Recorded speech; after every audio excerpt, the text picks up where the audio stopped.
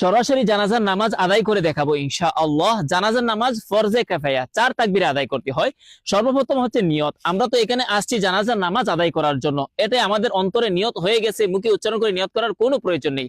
প্রথম তাকবীর আল্লাহু আকবার বলার পর সানা পাঠ করতে হয়। এরপর দ্বিতীয় তাকবীর আল্লাহু আকবার বলার পর দুরূদ শরীফ পাঠ করতে হয়। তৃতীয় তাকবীর আল্লাহু আকবার বলার পর জানাজার নামাজের দোয়া পাঠ করতে হয়।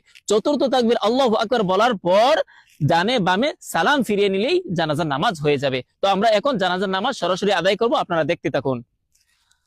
আল্লাহু আকবার।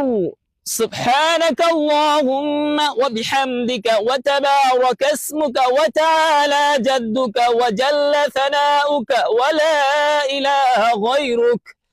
الله أكبر. اللهم صل على محمد وعلى آل محمد كما صليت على إبراهيم وعلى آل إبراهيم إنك حميد مجيد. اللهم بارك على محمد وعلى آل محمد كما باركت على إبراهيم وعلى آل إبراهيم إنك حميد مجيد. الله أكبر. اللهم اغفر لحينا وميتنا وشاهدنا وغائبنا وصغيرنا وكبيرنا وذكرنا وأنثانا.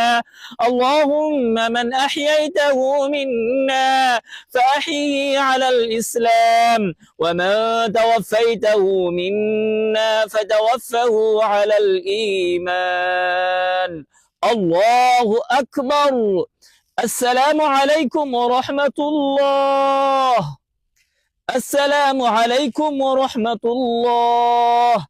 তো ভিডিওটি আপনারা শেয়ার করে দিলে ইনশাআল্লাহ অনেক মুসলমান ভাই ও বোনেরা জানাজার নামাজ সম্পর্কে জানতে পারবে, জানাজার নামাজ কিভাবে আদায় করতে হয় তা শিখে নিতে পারবে।